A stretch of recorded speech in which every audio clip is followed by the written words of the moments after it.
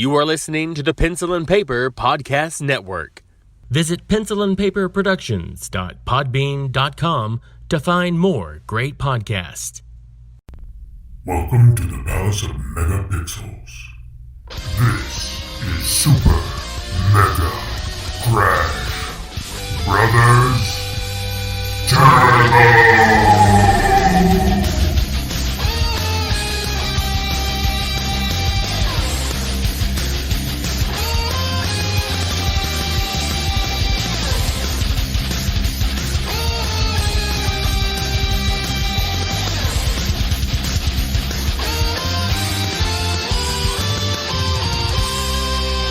Hello everyone and welcome to Super Mega Crash Brothers Turbo. I'm your host Stephen White. With me as always is my co-host Lacey Finley.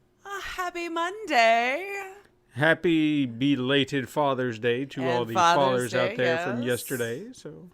Yes, hopefully you had a safe, socially distanced barbecue fun or whatever it is that we're doing these days. Yeah. I mean, I know some places you can go out to eat at your own risk if you want. I don't know. It wasn't something on the top of my to-do list. I don't blame you.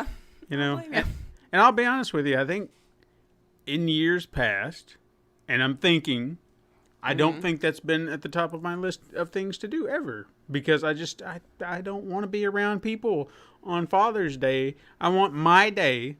Right. I want to sit around and just relax and just do what I want to do. Yeah, a couple of beers. I feel like Father's Day always was more of a, hey, let us grill and sit around and do our own thing kind of day. Yeah. And then Mother's Day is always like, hey, let's take her out somewhere super nice so she doesn't have to cook, clean, do anything like that. Although in this day and age, that role really doesn't matter anymore. Who's doing the cooking, the cleaning? Hopefully in your household, you don't view it that way either. Oh, no. To people at home, Yeah. Everyone who's got two hands and able can do any chore. But yeah, it always seems to be more of the by design. Yeah, and there are some people who are they like that design for whatever reason. I've never quite understood it. I feel like if you're a couple, it should be right down the middle, Yep. But there are some people out there who like that. I've got to cook and clean and do all that, and more power to you, I suppose. I guess this year more than most, people are like, dang it, I don't want to cook and clean. This will be the first year I would allow the excuse because everyone's been kind of forced to do it. Not going out as much or anything like that. Like, I understand the struggle. I didn't realize friggin' dishes never stop. No, they never do. Never. Like, Never, I ever. could do all of them, cook once, and there's only two of us, so I'm really baffled a lot of the times at how full the sink gets in a day. I'm like, really? We use like the same glass? I don't understand what's happening here. Yeah, understand. It's bizarre. I will say that I looked at my kitchen yesterday, and I just kind of cocked my head, going, I know I cleaned this yesterday. I don't know what completely. happens. So I don't know what happens. Yeah, we've just kind of gotten to the point now where I'm like, all right, I'll do all the dishes, cook, and then I know it's probably the opposite. I should just do them once we're done. But then we're like, nah. Who's coming over? Who's gonna see it? You start doing that excuse. You're like, it's been 4 months. I don't know that I care anymore. They'll get washed when I need it next. That's true. That's usually when it all comes together. You're just like, where's that thing? Oh, there it is. I literally have nothing to work with here. All right, it's time to do it. Yep. I think if I had a dishwasher, probably life would. I remember life with it, and now I know life without it. And definitely right now in this timeline we're living in, I'd love to have a dishwasher. It'd be nice. Oh yeah. I know we have two of them. Whatever that joke is, but I'd like a machine to do it for me. And there are times, I've got a dishwasher, recently got a new one, and there are times I kind of prefer having a hand-washed dish because I feel like I know how to get it really clean because I like to scrub it, you know what I mean? So there's nothing wrong with it one way or the other. I feel like you're doing yourself a better service getting it cleaner than possibly a machine could do. I don't know. I like how hot it gets, and then I don't have to dry it. You can just take it straight out of the like if you let it sit for like 20, 30 minutes after the dishwasher's done, straight into the cupboard. It's all good. I don't care about water spots. Nah, Let's do it. it's fine.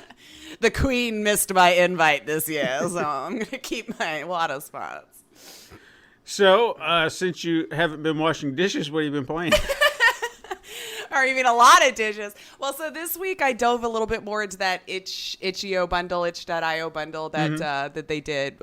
I think it ended last week with over $8 million in donations, Nice. which is fantastic. For a $5 bundle that had that many games, that's insane. I'm sure a lot of people donated more. I know I did, because when I saw the amount of games, my conscience wasn't going to allow me to just do $5, but obviously that's all that was asked if you were wanting to get the bundle. And so Arcade Spirits was on there, which is one actually another streamer friend of mine had recommended long before I had even gotten this bundle. So it was just kind of a happy coincidence when I was looking through it to find it there. And it's really good. I haven't gotten too terribly far. It's a visual novel.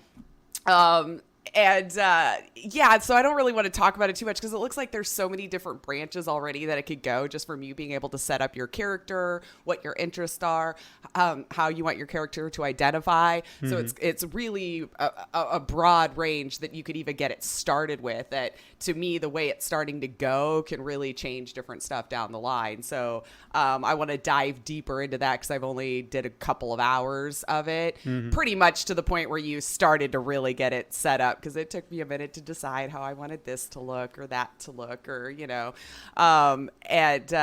that one I think is going to be good because there's like over 1,000 games in there, so it takes a while to go through. My only thing I would suggest to itch.io at this time is just some sort of organizational process to it, because as fantastic as it is, it's not even in alphabetical order. So it's like you're having to kind of painfully slog through like 60 pages just to see what's on there when I could just sort it. Their search feature is now at least working, so if you know what game you're after, you could type it in there and get it. Otherwise, you just have to go through like 1,100 games and just see what's going on in there. Wow. No idea what page it's going to land on or anything like that. So that would be my only suggestion, is just maybe a little alphabetical at least, and we can go from there. So if I want to re-find a game, I know where it lands in the great world of the itch.io app. But so I did a couple of those, some random Steam games, because, we had a lot of demos coming out from all the announcements that we talked about the week before, or last week. And Animal Crossing, finally just trying to get my island in order from all of the just random plopping down that I did with no mind to how it was all going to flow later on once people started moving in, or animals moved in, or whatever we're calling the people, folk, things, the different animals that are there. I'm like the only human in this whole, whatever this world is. It's just this one human amongst all these animals that like talk, and one robot chicken. Oh, okay. I do have one. That's the only reason why I know he's there. He came with the island because I guess everyone has a different starter animal, or whoever, like, that just when you first start getting people moving in. And so Sprocket was mine. And so it's a robot bird. I've just been calling him robot chicken. But I had people come over. I finally had once decent turnip prices. Oh. It was a couple days ago that it was $437. Oh, wow. So I let a couple of people in my friends group know, and they came by and stuff. And that's when I realized that not everyone got Sprocket, because they were like, oh my God, I've never seen this one before. And I'm like, I just assumed he was everyone's starter animal. I don't know. But he is a jovial fella. He sings a lot with Sahara, and it's adorable, and I don't mind it. When they're nice and happy. I'm still trying to chase out Diva. She's too happy, I guess. She's just mean. I don't like her. Oh, okay. Other people say I'm being crazy, but she's kind of snotty. Yeah, I don't and just like because I hit her with a net, she gets all pissy and starts fights with everyone else. Like, that's on me, man. You should be mad at me. Why are you starting fights with Sarah? She was just over there eating ice cream. It's fine.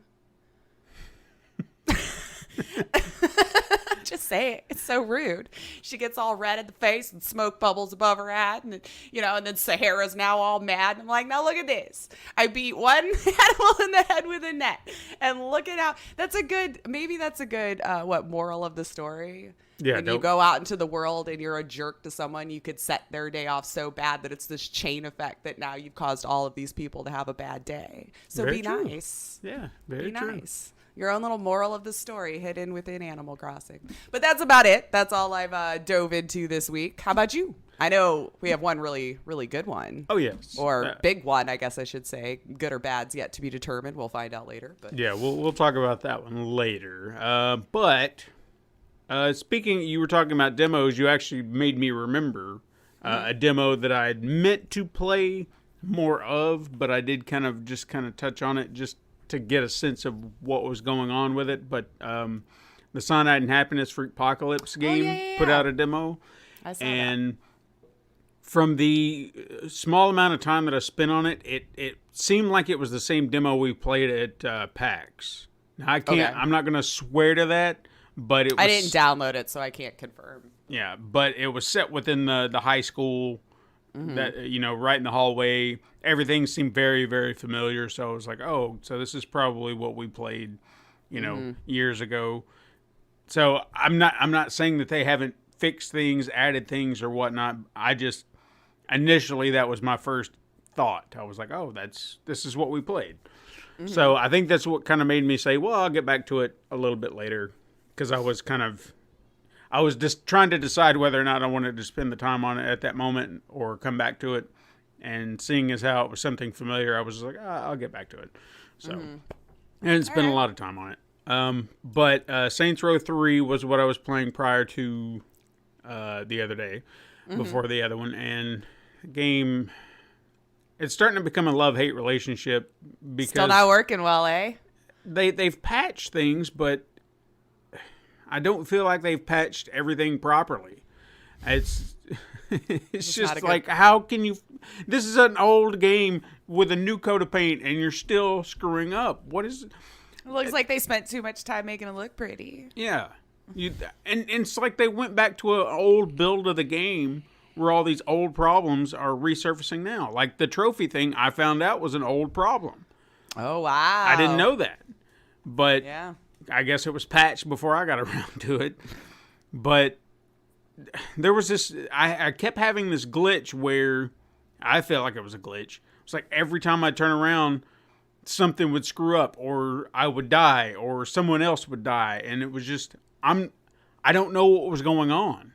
It would just constantly restart what I was doing, or there was a mission where I had a buddy, and then it would tell you to move on to the next thing, and you're waiting for your buddy, and it's like, where the hell are you? Where are you? And time's wasting. So it was just like, oh God, I'm gonna lose it because I can't win because your stupid ass is not coming along. And if you try to leave, they're saying you're abandoning your buddies. You got to go back. And it's just like, you know what? Screw it.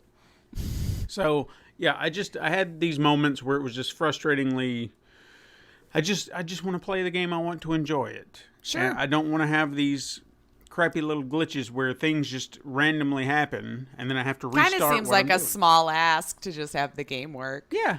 I mean, that would have been fine. You didn't have to rush it out until you were absolutely sure it worked. Right. It was an old game. I don't remember anyone clamoring like, no. Hey, when's it gonna get done? We were promised, Yeah, I was just, when I saw it, I was like, hey, I would like to revisit that. I haven't played it since I first played it.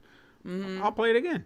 And now I guess I have to decide whether or not trophies are that important because I don't want to have to replay half the game or a portion of the game because they screwed up. Right. So and I've gotten into that mindset, where I just like, I don't really want to do this again. Same with the man-eater thing, They're just like, well, just replay the game. No, that's 100% of the game I've already done. Why is that your answer? Yeah. If I want to replay the game at some point, sure. But no, I've already done the work. I should get I need to be rewarded. You know, I feel like it should be able to see in the coding or whatever if that's been done. Yeah. I don't know. And if you can keep track of playthroughs through many games, I feel like it can keep track of through its own. Well, and that's where I'm trying to figure out because I've been trying to look because for whatever reason the patch notes are always vague. They never tell you what they've done, and you feel like they should be able to patch something within the game so that if I was to do something, it would trigger a fix, And I don't know what to do with Maneater because I've done everything, And I feel like I remember reading that it was the bridge thing or the gate thing. There are certain areas within the game where there's a bridge or a gate to another area, and you have to open them, which is tricky, but you have to open them to get into the other area, or you can find another way around. I chose to find another way around because it was more fun that way. Yeah. I eventually went back and opened the gates. And then they're just like, well, that's your fix. Just go open a gate. And it's like, I've already done that. I've done everything. I can't do that again. It's not doing it, man. So what can I do? So I'm frustrated because I hate putting in work and I guess not getting rewarded for it. Hey, it sounds like real work to me. Right? I was like, we should be used to that. Mm-hmm.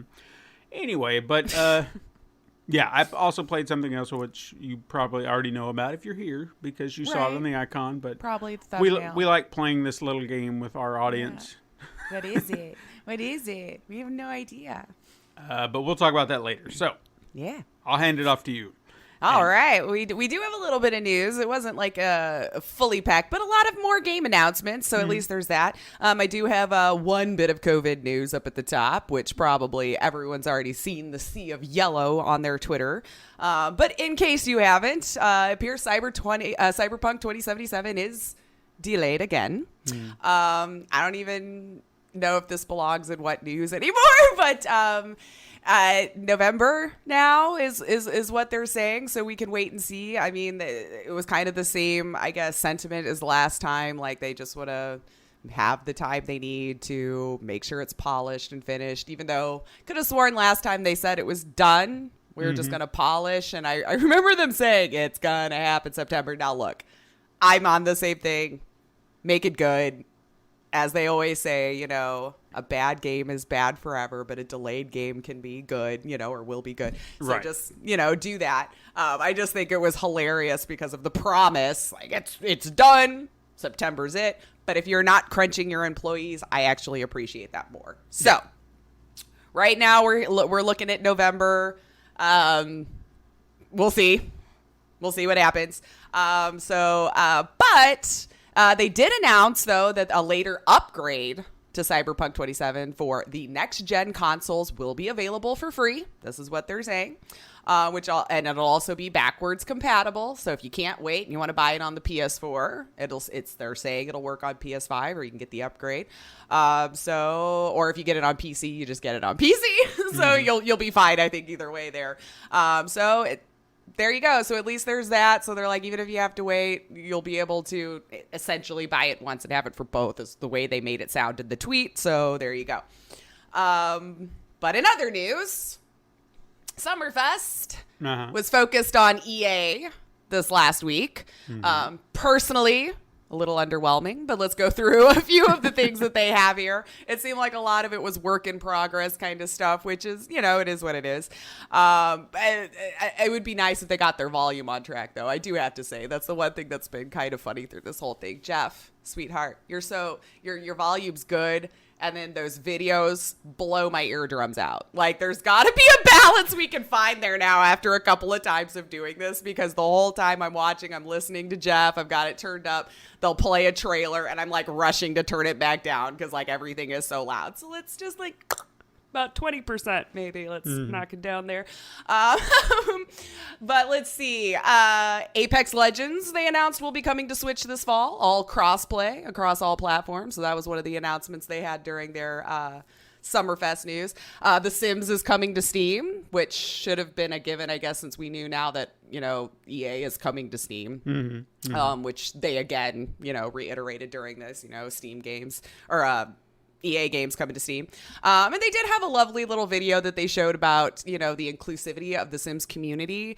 And the only reason why I bring this up is because I've heard some hemming and hawing on both sides where they thought that it felt like a forced video, or they just grabbed these random people to make it look like it's such a diverse group of people.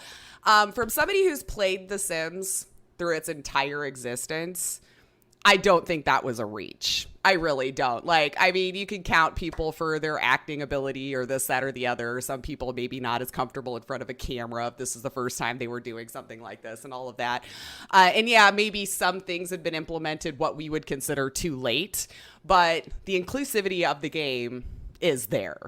So to say that it's like being felt forced or that your community isn't representative, I don't believe that, because you can identify your sim in any way, which way you want. You can make it.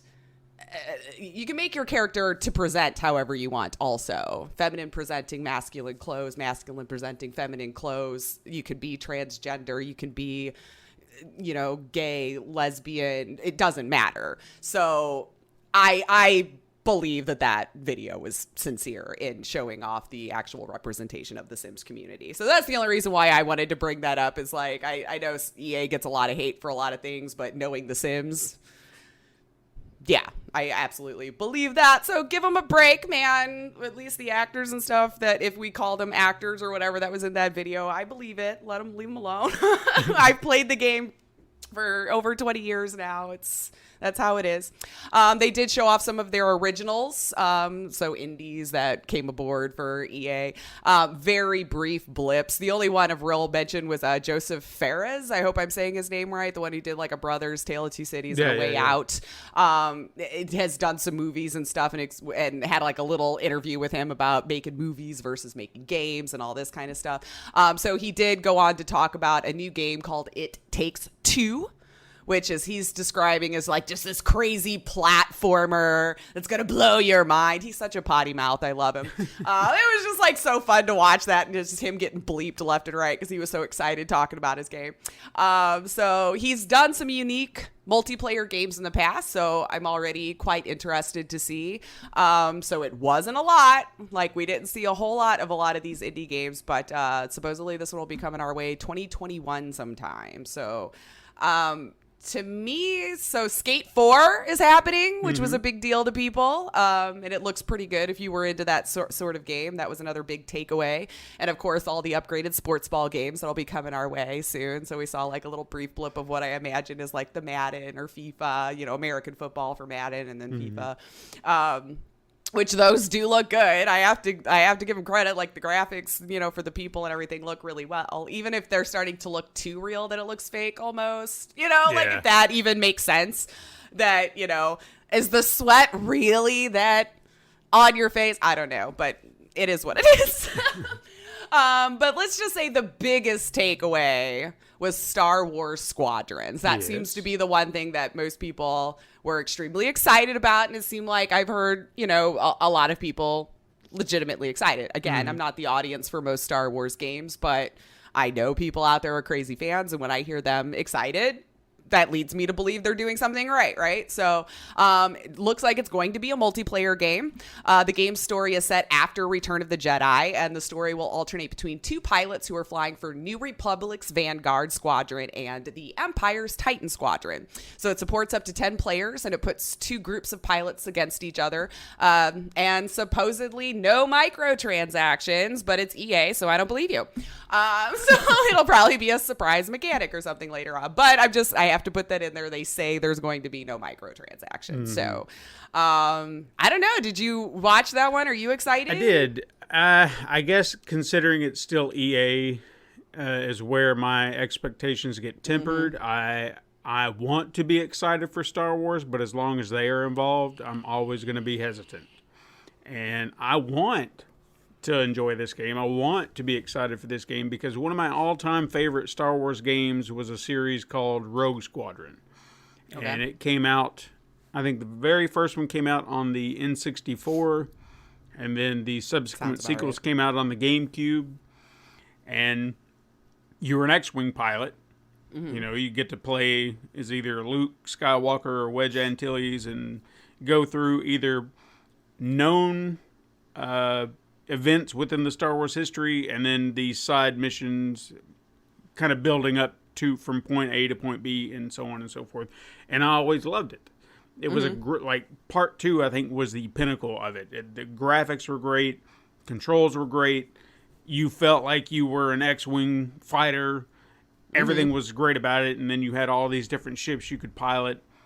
I want that to be that. You know, I want to have that excitement and be like, oh my God, it's just like Rogue Squadron, only updated for today. But EA's behind it, and I'm...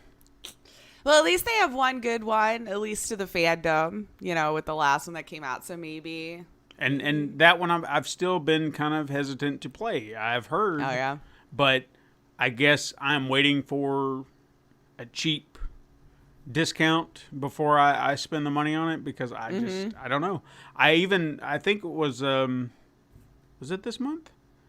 Might have been this month that Battlefront 2 was free on PlayStation Plus. Oh, I think so, yeah. And I did add it to my library because I was like, I did want to play it. I know all the hate out there, but I kind of did want to play the story mode just because. Right, yeah. And because I have no interest in the multiplayer. And that's another thing about this game that kind of makes me like, I'm just so...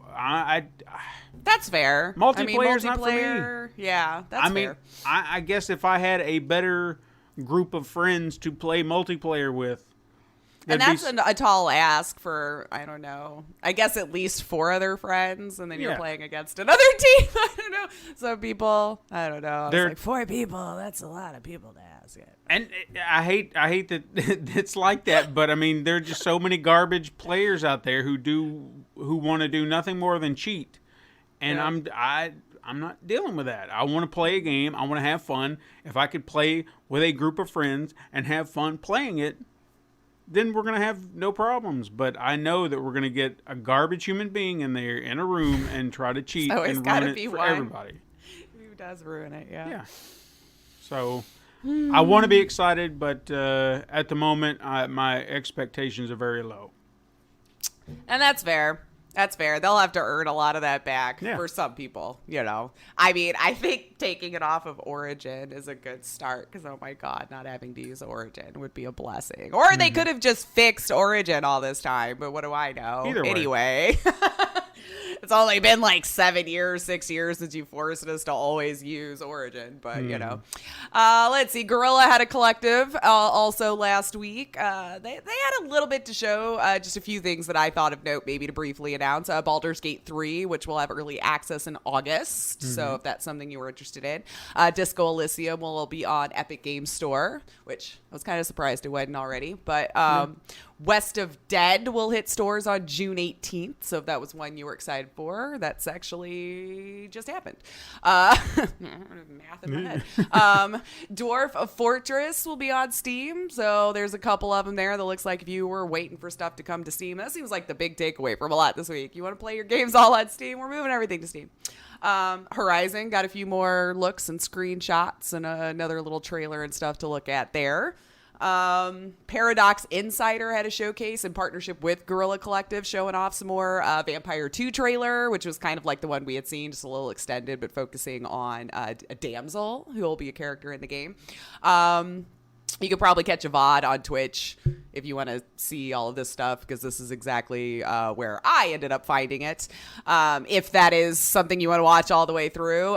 More Empire of Sin gameplay, which is that Mafia-esque game from Romero Games that'll be coming out here soon, giving us a look at more of like how you manage your empire and a little bit more gameplay and strategy on that, which is one I'm kind of interested in. So I'm kind of waiting to see how that all gets fleshed out as well. To me, that was the only thing of real note to mention in the Guerrilla Collective. Nintendo had a little bit of a thing as well.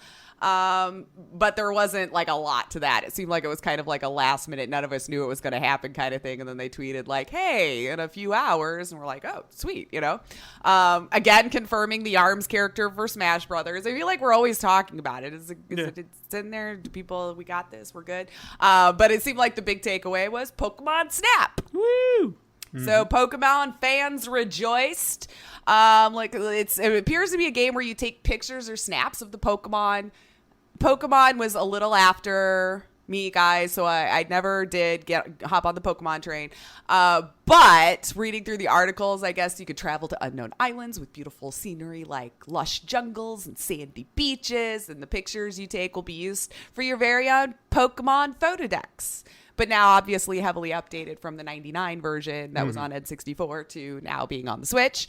So, I mean, let me talk about that, because please. I was an avid fan of Pokemon Snap. Oh, then please, you should be. Definitely. Because, all right, look, I do want to stress up front, I like Pokemon, but I am not obsessed with Pokemon. Like, I have played games in the series. I understand how it works, but it's never like when a new game comes out, I'm never like, oh my God, Pokemon, I gotta have it. Ah. It's just like, oh, cool. Maybe I'll play that at some point. Like all the games in the series, however many hundreds and hundreds and hundreds of Pokemon there are, I couldn't tell you half of them. Like, I can identify some, but I don't know them all. I wouldn't have a clue. Okay? If we're going that far. I guess I just want to make sure that's understood. I'm not obsessed. But Pokemon Snap was a very unique game in the sense that I had a lot of fun. It could have been anything else, I think, and still been as enjoyable. But the Pokemon thing was just an added, element to it because you're familiar with these characters and what you can do. Because it's not just going around snapping pictures; it's how you do it, the things that you can do, replaying an island or replaying a level and changing things up. Because it's all about the score. Like, what's the best picture you can get? What's the best thing you can do? Because your first playthrough on the very first level, you're just like, oh, there's a Pikachu, snap. Oh, there's a Butterfree, snap. Oh, look over there, there's that. And you're just snapping pictures. There's not a lot to do. But then you start learning things that you can do. You'll start getting items. You'll start getting these little things that you can change the dynamic of what's going on. So maybe I like having him pose or something. Yeah. So you'll see the little Pikachu, and he's kind of running across the sand, and that was your first shot. You're like, oh, cool, Pikachu. But now you've got an apple, and you throw the apple, and then you see Pikachu eating at the apple. So now you've got a picture of Pikachu eating an apple. That boosts your score. Oh, okay. You encounter another Pokemon, and you hit it with, like, you have all these different other balls. I can't remember what they were, but maybe it's a sleep ball, or maybe it's I'm sorry if I don't remember them all. It's been a while since I played it. Remember all the names. But you hit it with the apple, or you hit it with that, or you do something, and they react. They could evolve. They could. Yeah, there was a volcano level where you hit one of the Pokemon into a pit of lava. You think you killed it. Oh no! But you evolve it at that point, which I thought is really cool. So you have to aim to hit it. You have to aim to get it in there. So there's a bit of gameplay strategy to it. It's a lot of fun because each time you go through, eventually you can change what's going on enough that you're not seeing the same things. You're not taking the same pictures because you have different items to change what these Pokemon are doing and what can be your best picture. What can you get them to do? I don't know. It's a lot of fun. I would highly recommend it. Even if you're not a Pokemon fan, it has nothing to do with that type of gameplay. It's something completely different. Just taking pictures, having fun, and the strategy behind it. It's a lot of fun. I highly recommend it if you're looking for something different. Yeah. Now, it definitely sounds like a far cry from the other ones, at least, to my knowledge. Again, I never really played them. I think the closest I got was like some kind of Pokemon card game on PC. Mm-hmm. Well, played just like a Yu-Gi-Oh game or anything like that, So that's my. But you have a Switch now. I do. So I'm gonna recommend you get this game. It's not about the Pokemon. It's about the Snap. Got it. It's about my photography skills. That's right. And what I can set it up there. So then, all right, we'll see. Maybe if it's not a full price game. I think you'll enjoy it. Let's see. A little outside of the announcement news, Blizzard just banned over 74,000 World of Warcraft Classic accounts. The majority of those guilty of botting. So if anybody's ever played any kind of MMOs, you have probably seen this before, where somebody automates their character to kill enemies, gather resources, whatever, but it's automated. There's not a person actually doing this. So it seems like it was a conjunction with that. So people who just set up bots for their characters to go farm things, which is mostly geared toward hopefully they're selling those items for real life money in game. So it's kind of like a little business that people do, and sometimes they make a lot of money at it. Blizzard says they're determined to address the problem though, and warns that the trade and automation software probably isn't going anywhere anytime soon. So they're like, look, we know you're frustrated. You're probably reporting people who look like bots or whatever. We're trying, is what it sounds like. And if you were a real person who got caught up in it, Apparently, it's very easy to make that report back and be like, I wasn't buying, and they can look into it and find out. So it sounds like it's not even a perfect system. You might could accidentally get set up. If you're the type who enjoys farming, I guess, and it's just sitting out there for 2 or 3 hours at a time farming one area, someone might think you're a bot. So keep that in mind. Maybe do a little dance with your character in between time when somebody passes by, like, hey, I'm here. Wait, not a bot. Don't report me. I feel like bots defeat the purpose of playing a game. Why? But again, it's simply to like farm. I know, resources. but I've played MMOs, so I have seen those bots and I see what's going on. So it's like you'll have quests and stuff where you've got to gather all these materials or kill X amount of these enemies in this zone or whatever. So bots can be very annoying because if you actually need to go into that zone for something and they're just laying to waste everything that's there and you're having to wait for it to respawn, like it's a huge pain in the butt. And then those people take it to whatever online marketplace is there for WoW or insert your MMO here and try to sell it to you, you know. So it's kind of poopy because like they're taking all the work out of it, wanting to make money for it, and then you're trying to actually play the game, and now it's kind of being a pain in the butt because you got to wait for all this to respawn or do this, that, or the other. So yeah, so if you want to check out their full report, they do have that up right now. It looks like they're trying to work on these people who are exploiting it and everything like that, which is, I feel like it's a tale as old as MMOs at this point. They'll have bots. Heck, even Dead by Daylight had a lot of that too, where they would set up a killer as a bot or something like that, you know. Not to interrupt, but if anybody is listening to this right now and they can hear the faint sounds of an airplane, I actually didn't hear. I don't know what the hell is going on out there, but I swear to God, it sounds like there's a trick pilot out there just zooming around in circles up above my house. I don't know what it is. It's starting to worry me because I feel like at some point you hear, and I'm like, I don't know. God, I guess with me living in a big city in these times, I'm so used to hearing helicopters and the like now that I've actually tuned that out. Probably not a good thing, but I don't know. This is the first time I've ever heard it. Like, there is no airport nearby. I don't know what the hell is going on. Remember when they were flying for the healthcare workers or something? Why are you doing it around here? Go somewhere. There's not a hospital around here. Get the hell out of here. Then I don't know. It's just my house. If you have like a baby airport, one of those that flies like Cherokees or Cessnas or anything not nearby. Like that? Todd's house, he has an airport. We had a lot of filming issues out there because of that damn airport. Yeah. But there's nothing around here. I don't know what the hell's going on. It's starting to bug me. It's like a buzzing well, read little the fly. news later. Hopefully they weren't looking for somebody. Although it would be a helicopter. You wouldn't hear a plane, but... Yeah. All right, well, we got a couple of little quickets going on here this week. If people were not calmed their nerves with Spider-Man, Miles, am I saying it? Morales? Miles Morales, yes. I got it, cool. They are confirming it is to have a full story arc with Miles, one that's more akin, and they use the same example I used last week, which was odd, a game like the Uncharted Lost Legacy in terms of overall scope, so how that was a full game, but... you know, kind of a spin-off, which is what I think, you know, sounds like a perfect sweet spot for it. So I guess it wouldn't be like a full price thing, but they are also promising instant loading, 3D audio, ray tracing, and an overhauled city. So it's said to take place 1 year after the events of the original game and will feature new villains, set pieces, and unique quests. So hopefully this will ease some minds about people who are wondering if they weren't going to get another game. It looks like, yes, 100%. It's a separate own thing. It just won't be like full game, but it'll be like the Lost Legacy full game. I actually saw a video. I think they were talking to the creative director of the game, and he said something that I was stressing when we talked about this game.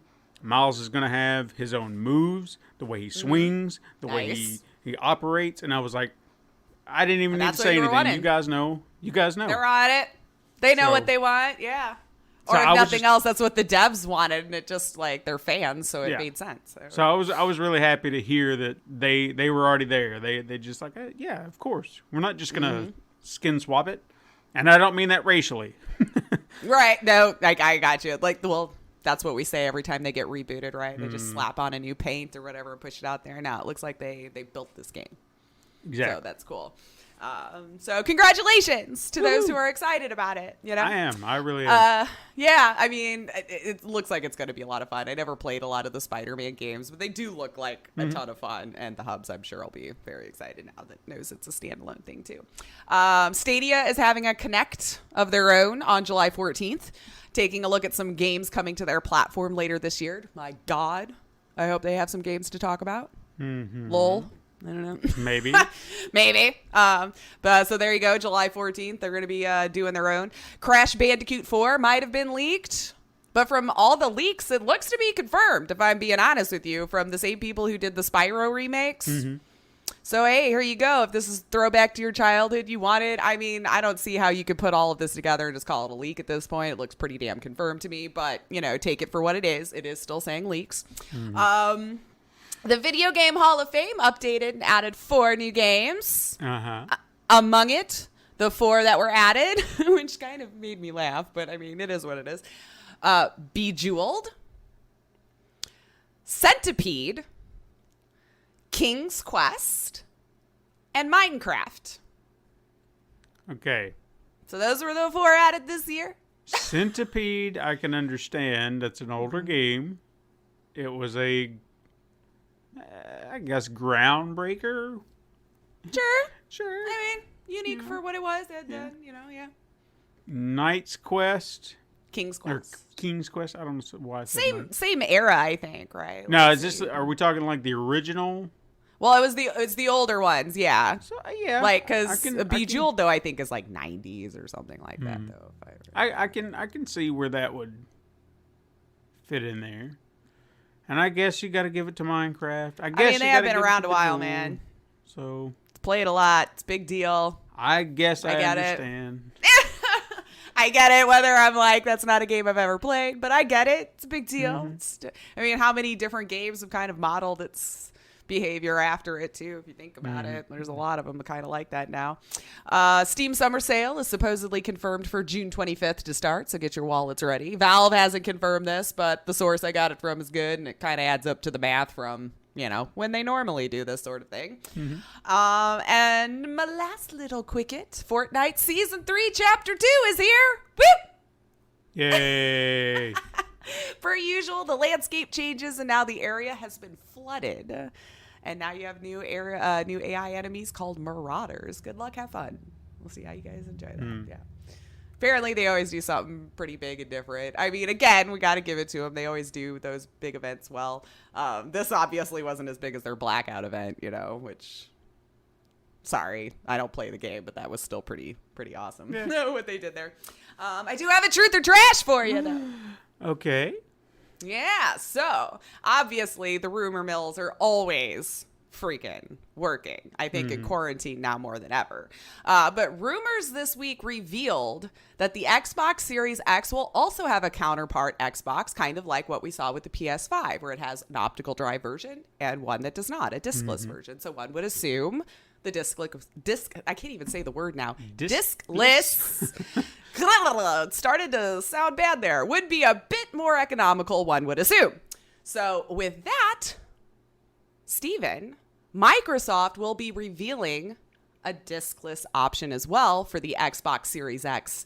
They'll mention it this July with a price tag of $200.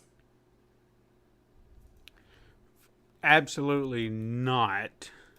I have heard rumors of a secondary Series X, but not a discless version.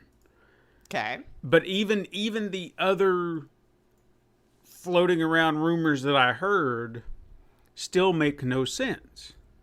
Because they were talking about a less powerful version. So some of the hardware would be still run everything the same. Yeah, so essentially you would say that you're going to depower your super powerful console just to make it cheaper. Just sell the one again. Yeah, so okay, so at that point I can play Xbox One games, 2 games, 360 games, or I'm so confused. 1, 360, 1, And now, yeah, they didn't really series. follow a good little theme there, did they? No. Xbox and 360. Yeah. Mm-hmm. Anyway, you Yeah, got my point. Yeah. So I can play. Earlier versions. I'm sure that even if you stripped out some of the hardware, you're going to be able to have a console that can handle all your old games that you're going to promise can be played, which we still have no proof of. But I'm just saying, right? You made a big promise, and This you've done is that the claim. before, and you've lied. Well, they all have. Mm-hmm. But that's a pretty big promise. It is, yeah. Every game, you better be sure, because the public will prove it if they can. Like within the first 5-10 minutes of somebody having it in their possession. Oh yeah. we'll know day one. But we'll know day one.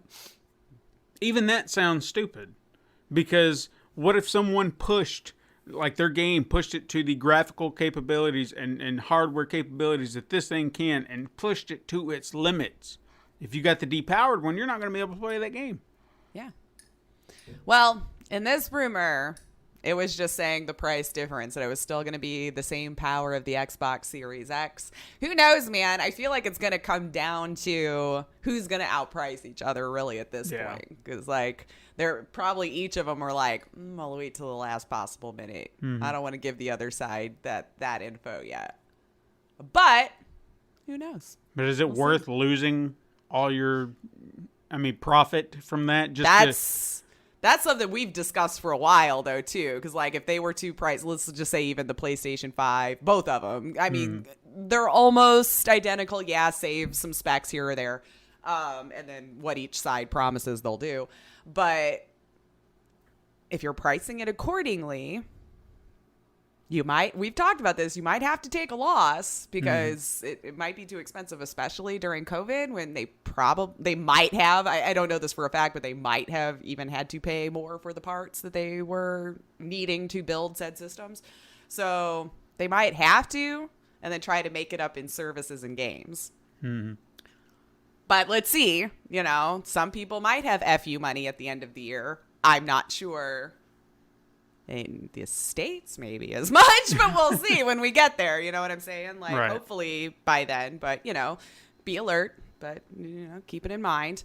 So yeah. All right. We'll see. So in July, according to this rumor, we'll know whether they're actually going to announce a digital only Xbox Series X, One X, Series X, Series X. Yeah, we'll see. So the other one, I guess, would be a Series S. Because that's what they did the last time. Oh, that's true.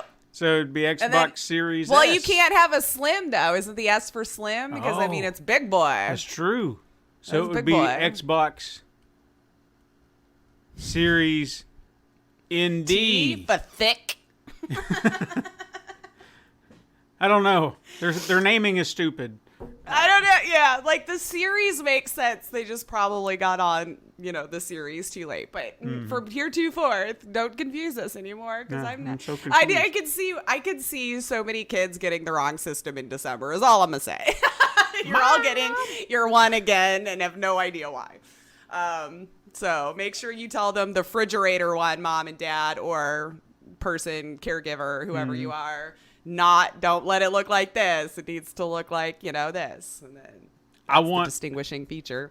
I want a video of a kid saying, Mom, Dad, there's a lot of things I want for Christmas this year, but I need that KFC gaming console. I know, right? God. Oh my God. I can't wait to see what this is. I really can't. Again, whoever does their marketing is just brilliant, though, because I would do it just to screw with my parents if I was a kid, just to see if they actually, son, we tried, we really did, but we couldn't find it. I'm sorry. All right. Just set them out all day. And then you end up getting nothing, because that was all they were looking for all day long. Yeah. But here's a bucket of chicken, Steven. We did our best. It's close. Heat it up over here on the stove. And just take a wing out, bite it. So disappointed in you. I hate you. I'll just turn around, go right into your room, stare at him, ask for a biscuit. Better have a biscuit. Better have a biscuit. It's the only way to go, man. So a little weird news or interesting news. I don't know. I throw everything under here and then I let you decide because I'm weird. And you actually showed me this one and then I heard about it a little later on as well. Billy Mitchell is back in the news. Who? Let me tell you, because I'm sure some of you were like, I have no idea who you're talking about, but I shall explain. Mm-hmm. So Billy Mitchell was the first world record holder for high scores on Donkey Kong and Pac-Man. You might have to explain those games. So these really old games that we used to play in arcades. Mm-hmm. I'm sure everyone's heard of Pac-Man, just a little circle that's eating all these little dots as it's going around the screen, and you have little ghosts that might be chasing you that you have to avoid. And then, Donkey Kong with the donkeys and the Konging and the climbing up and the avoiding barrels and the thing exactly. Everyone's like, I totally know what you're talking about. Oh yeah. But so there's this company, Twin Galaxies, who usually works in conjunction with the Guinness Book record, but they removed his scores after an investigation that they weren't valid. So this happened 2 years ago. The record was expunged, but Guinness now has come out stating that they are putting his scores back up. So why? So Twin Galaxies had an investigation done, which turned up that some of his recordings were not achieved on legit arcade hardware. So apparently was based on extensive video analysis showing the use of an emulator. So Twin Galaxies and Guinness, like I mentioned, apparently worked together in these scenarios, but they were split.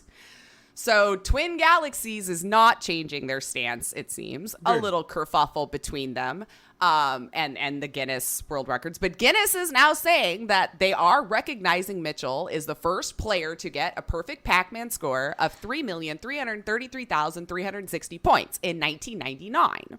And the first player to reach 1 million points in Donkey Kong in 2005.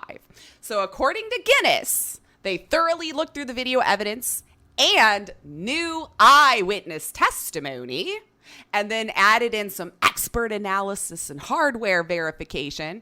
We're getting bogged down here. Anyway, usually when there's a discrepancy, apparently Guinness will uphold the original findings. So in this case, along with Robbie Lakeman, who currently holds the Donkey Kong record, they all agreed it was legit gameplay. So Mitchell had people backing him up saying they were watching it and all this kind of stuff. So I guess GG Mitchell, there's a lot of legal jargon going on here that wasn't worth mentioning. You can get really weeded down with a lot of it. But if you want to check it out, just look up Billy Mitchell. It'll be the first thing to pop up. Mitchell with 2 L's. You can't miss the article if you want it, because it's a lot. There's a lot in there. They broke down how they figured out who did what and the when. So it seems like this is a time where Guinness and Twin Galaxies are just not going to agree, but Guinness is going to uphold it. So he's back in the books. I am with Twin Galaxies here. I have seen the video footage. I have seen all the reports. I have seen proof positive based on emulator versus actual arcade machines. There are little flickers, little glitches that you can see that identify one from the other. He was playing an emulator. I don't give a damn. I've seen it. I've seen the video evidence. I trust Twin Galaxies to stay where they're at. Guinness can go to hell. Even here recently, I know that Guinness is not all it's cracked up to be, so they can go to hell if they want to stand behind a cheater. And that's my stance. Billy Mitchell's a cheater. He's a selfish prick who cares nothing more than to be, I'm number one. And if anybody tries to beat him, what is he going to do? He's going to try to expunge an actual player's record. Well, that's what was interesting to me, was having Robbie Lakeman, who apparently would have been who was booted for top player, to agree. No, they got to him. Then look, man, we give you a little bit here. He beat you by a couple of points. I don't know. But yeah, when I saw that, that's what I was like, Now, I didn't bog down the whole story with all of the specifics, or we could have been here for a while, because there was a 3-page article breaking down the investigation, how it was conducted, why they came to that conclusion, the people that they talked to, so Yeah, the great weird world of, I guess, gaming record holding. I don't know, but that is a good point, because like even like I knew a guy who did like ping pongs, or not ping pong, Pong. no, damn it, why am I like Paddleboarding. Stupid early morning Hang brain. Hang on. Where you hit the little buttons on the side, the levers Pinball. push the ball. Pinball. Good God in heaven. Good God. Yes, pinball. What the hell? Lace, Jesus. Anyway, but they even said like you can't use more than one of those machines and expect it to come out the same. Like the record has to be on that specific machine, because some will be built a little differently. Maybe the wood warped a little bit from being there too long, played a lot more, you know, like each one is so individually unique that you can't pit it against another one, even if they're the identical pinball machine, you know, like they're both Back to the Future ones, you know, that came out of the same company. Doesn't matter. So yeah, I feel like you would have to absolutely do it on the hardware that it was built from originally, glitches and all, like how it was originally built. But Guinness says no, so he's back in there, man. Bullshit. He's back in there. So go beat his scores, guys. Let's go do it honestly. He's a garbage human being who can't. He's a sore loser. That's all I'm going to say. Go watch interviews with him. There's never once been a record of him congratulating anyone for beating his score, because it's boo, boo, boo, boo.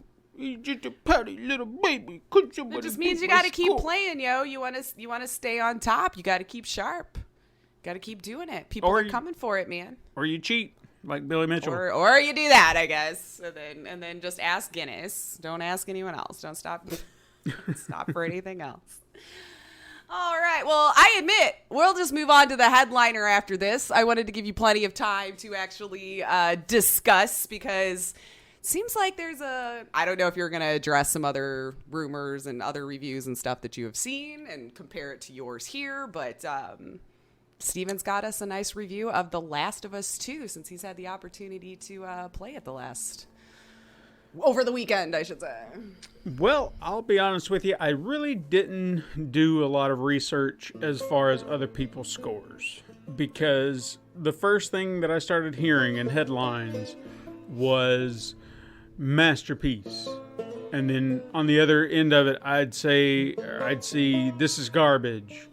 So there's this divisiveness. Even on Metacritic, it got review bombed. I saw that. And I didn't look into why. Neither did I, yeah. Because it could have been anything, and there could have been spoilers.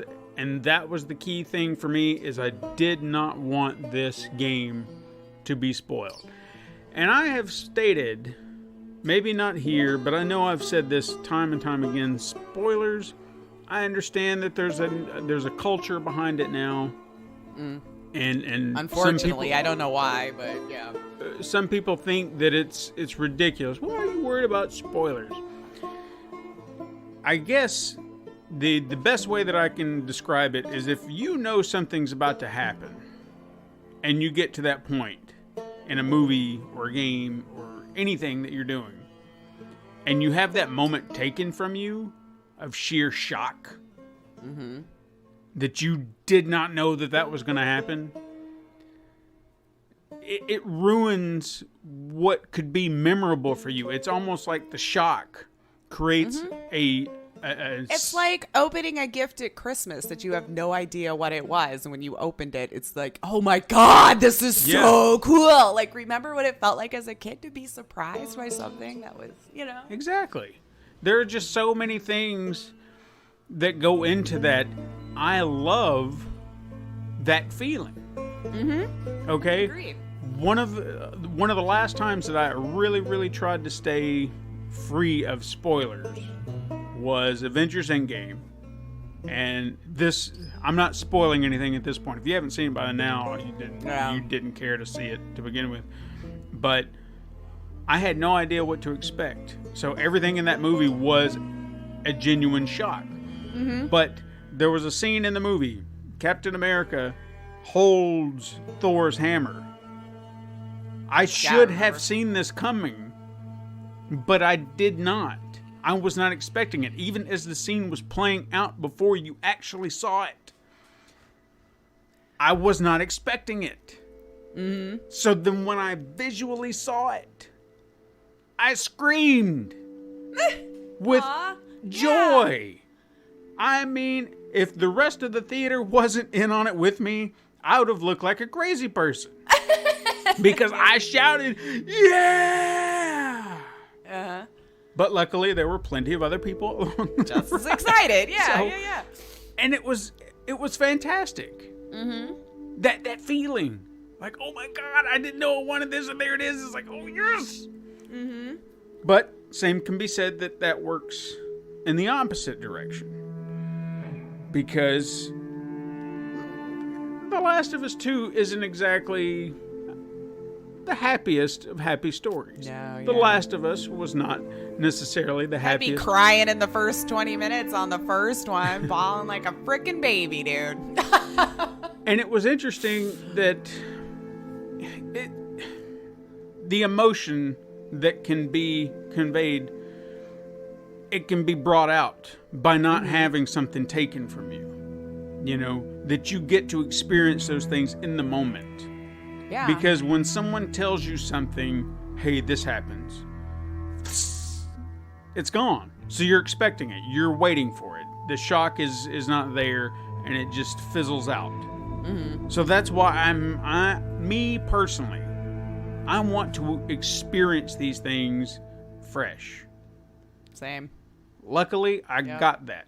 Even though I will say with certain things, you can kind of expect. I don't want to say you expect it completely, but you just have this feeling something's going to happen. You just don't know how it's going to go down. So with all that said, let me explain The Last of Us 2. Brief summary, because I don't want to do spoilers, but I do want to talk about the game, and I feel like I can do that without spoiling anything. So, and I appreciate it. Yes, I would hope everybody would appreciate it. I haven't gotten a chance yet. I'm gonna get to it, but yeah. The best way to explain the story, the best way that I can.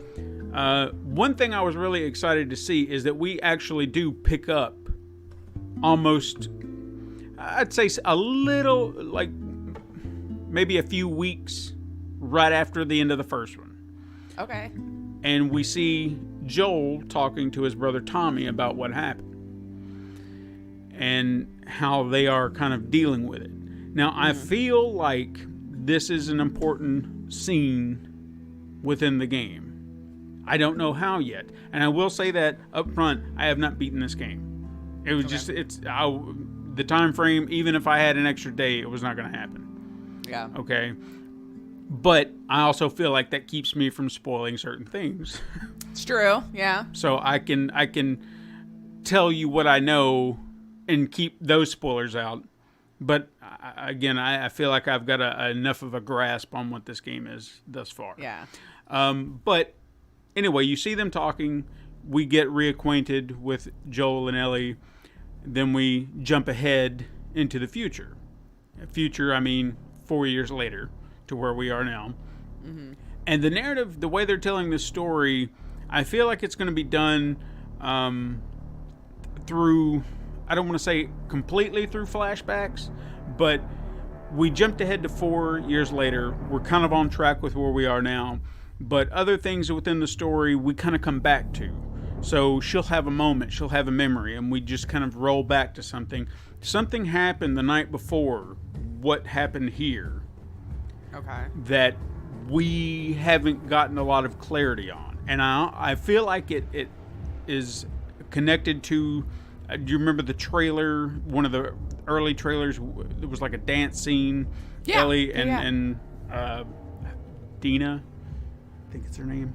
Sorry. That I won't remember, but yeah, I know what scene you're talking about. Yeah. So I feel like it has something to do with that scene. Because based on the information that I have now, that scene, that's what it sounds like. Something happened at that night. Not just between Ellie and Dina, but other characters involved. and everyone's talking about it, but in this, so they're being vague.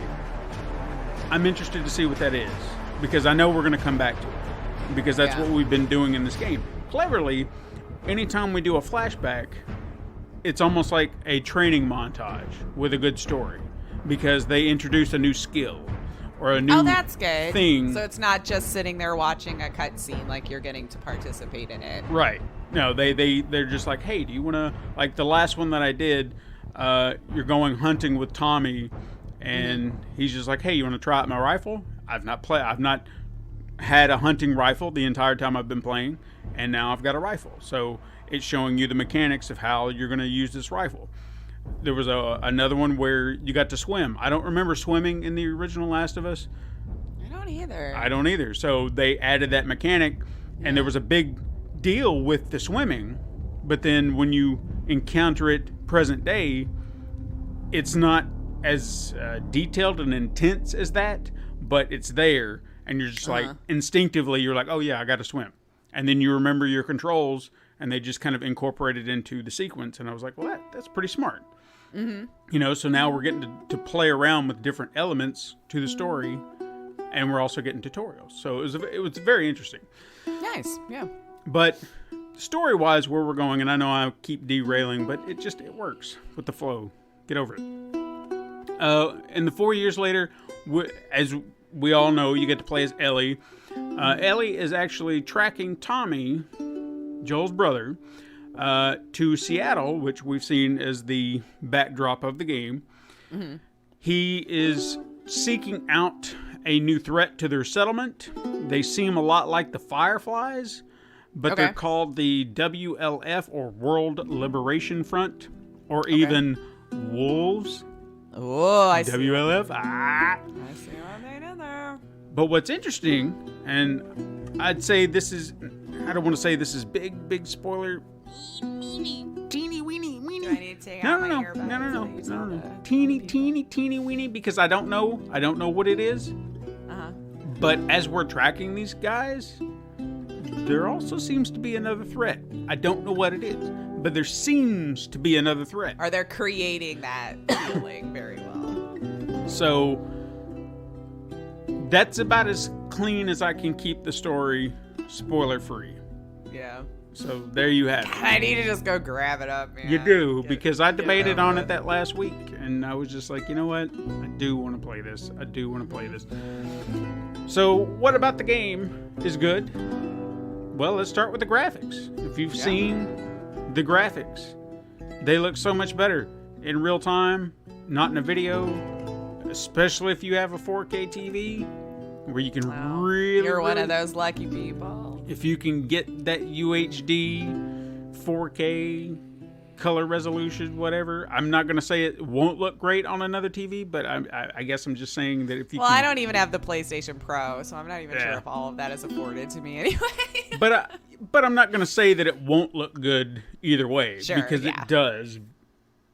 It's amazing the amount of detail they put into this.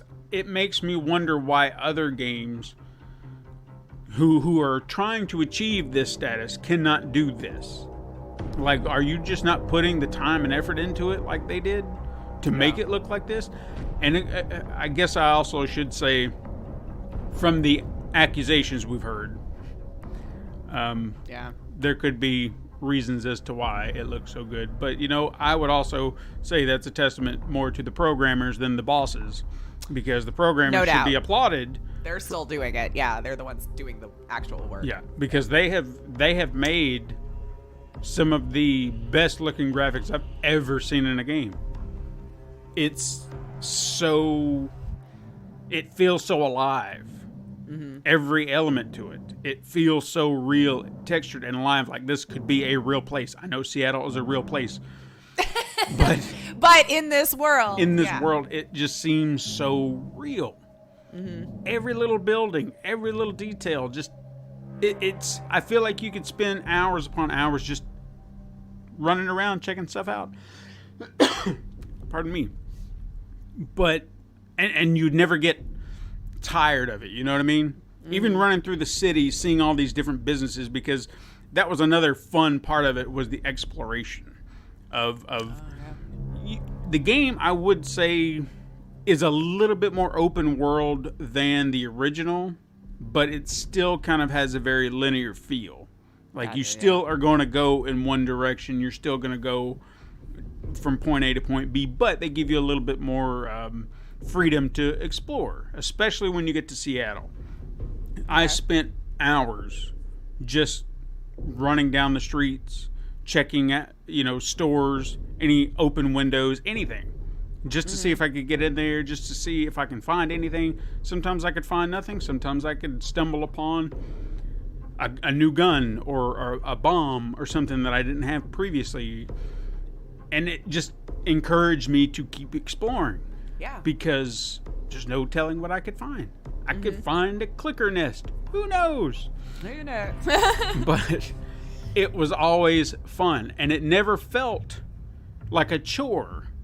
Because another element that they added to these explorations was all the conversation that you could have.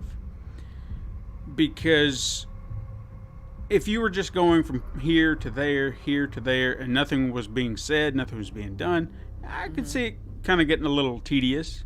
Being a little slog, yeah. But the fact that there was always a conversation going, that you were talking to someone.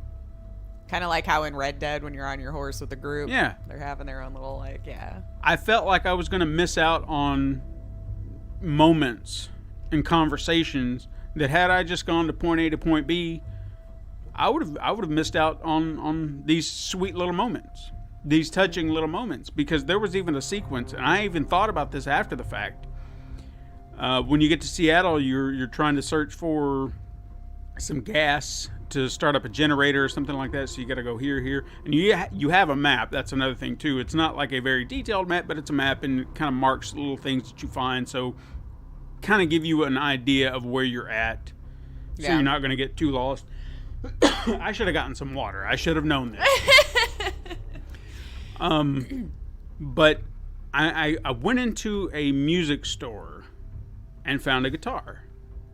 And had absolutely nothing to do with the main story, but it touched on a previous moment within the story. Okay. Where Joel had wanted to teach Ellie guitar, and they had talked about that. They had this little conversation. So she found this guitar, and you saw her strumming the notes she remembered. Mm-hmm. And it was like, it's a throwaway moment that you could walk right by in the game, but it's such a great moment. Yeah. Just a touching little moment. Well, and adds like more personality. They're more human. Yes. Yeah. So you just see her remembering, some of the chords that he was sitting there teaching her earlier in the game. And she's like, okay, awesome. So you see her kind of exploring that. There's another sequence later. You'll find yet another guitar, and she's sitting there plucking strings. And it's like she's improving, because that was her thing. She's like, suck. And he's like, you'll get it. It'll be fine. You just got to keep practicing. So little moments like that, they add to the value of the character development. And that's another thing I want to talk about too, character development. Because, man, you mentioned in The Last of Us that moment, first 20 minutes, we all know what happened. Joel, if you haven't played the game again, it's basically his backstory. Yeah.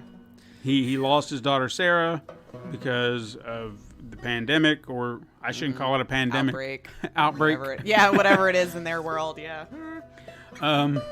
So it happened, then you kind of understand why Joel is so hell-bent on keeping Ellie alive. Why he's so protective of her. Why he rejects her early on, but comes around to thinking of her as a daughter. It makes sense. Narratively, it makes sense, because he's reminded of his daughter. Who she could be, because age-wise, they would almost be roughly about the same age, give or take. No. I think his daughter might have been a little older. Yeah, because I think Ellie was born during the outbreak, or after the outbreak, because it was a 20-year gap. Anyway, you get what I'm saying. But in his mind, It was kind of picking up maybe where Now, his daughter was. keeping that in mind, character development, in that moment, that as a father, I had a reaction to that scene because I could relate. Yeah. You know, there despite any other connections, anyone can relate to that in some way, but there was an extra layer. I didn't. What's the best way to put it?